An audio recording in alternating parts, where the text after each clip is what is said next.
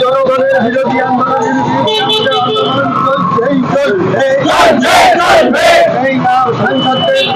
সাংসদদের বিতাড়িত করে আইন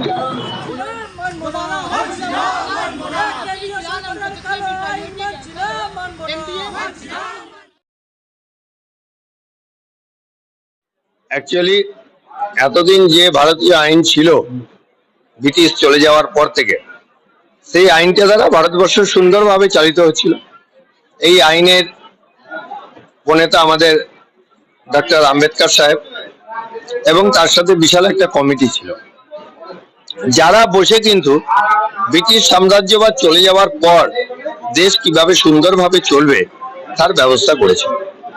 কিন্তু বর্তমান নরেন্দ্র মোদীর সরকার এই আইনটাকে ধূলিসাৎ করে দিয়ে একটা কালা আইন নিয়ে এলো, যেটা দিয়ে ভারতবর্ষ আর সাধারণ মানুষ আইনের পরিষেবা পাবে না।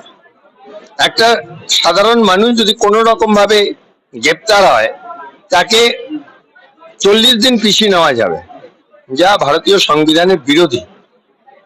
চিন্তা করা যায়, যদি 90 দিন যে কেসের স্ট্যাটিউটারি পিরিয়ড, সেখানে তাকে 60 দিন অব্দি পিছিয়ে নেওয়া, মানে 60 দিনের মধ্যে তাকে পিসির অ্যাপ্লাই করতে পারবে।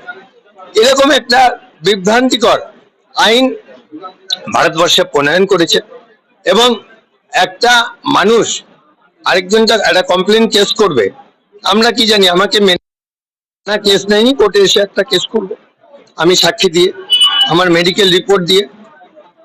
কিন্তু এখন নিয়ম করেছে, আগে যার সাথে গন্ডগোল তাকে আমাকে নোটিশ করতে হবে, তারপর সে আসবে, তারপর কোর্ট বিচার করে ভাববে। এটা কোনোদিন হয়েছে? এই নতুন যত রকম ভাবে অসুবিধার সম্মুখীন এই অমিত শাহ মোদী মিলে করছে। অ্যাকচুয়ালি এরা ভারতবর্ষের ক্ষতি চায়। এই ক্ষতিটা করতে গিয়ে, মানে নিজেদের ভালো করতে গিয়ে অন্যের ক্ষতি, মানে সাধারণ মানুষের ক্ষতি করে ফেলছে। আজকে যেটা ওল্ড আইপিসি ছিল, সেটা ভারতীয় ন্যায় সংহিতা 2023 নামে কার্যকরী করেছে। ছিল সেটা ভারতীয় নাগরিক সুরক্ষা সংহিতা নামে নামকরণ করেছে। যেটা এভিডেন্স অ্যাক্ট ছিল, সেটাকে ভারতীয় সাক্ষ্য অধিনিক্তা আইন হিসাবে কার্যকরী করেছে। আমার কথা হচ্ছে, ভারতবর্ষের মানুষ, সাধারণ মানুষ সংবিধানকে শ্রদ্ধা জানায়, পার্লামেন্টকে শ্রদ্ধা জানায়, রাজ্যসভাকে শ্রদ্ধা জানায়, বিধানসভাকে শ্রদ্ধা জানায়, আইন ব্যবস্থাকে শ্রদ্ধা জানায়। কিন্তু সেখানে যারা বসে রয়েছেন, তারা নিজেদের স্বার্থ চরিতার্থ করবার জন্য অন্যের সাধারণ মানুষের ক্ষতি করবেন, এটা নিশ্চয়ই ঠিক না। তাই এই কালা কানুনের বিরুদ্ধে মমতা ব্যানার্জি সবার আগে চিৎকার করেছেন এবং নরেন্দ্র মোদীকে চিঠি দিয়ে পর্যন্ত জানিয়েছিলেন।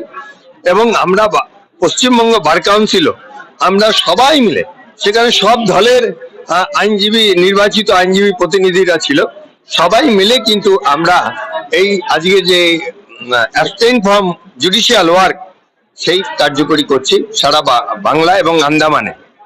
তাই আশা রাখি যে বাংলা যখন আন্দোলনের সুর চড়িয়েছে, আজ নয় কাল এই আইনের কিন্তু চেঞ্জ করতেই হবে, এইটা আমরা দৃঢ় বিশ্বাস করি। এবং মমতা ব্যানার্জি যে আন্দোলন শুরু করে, সেই আন্দোলন থেকে কিন্তু পরাজিত হয় না, সেই আন্দোলন সবসময় ত্বরান্বিত হয় এবং বিজয়ী হয়। এক সময়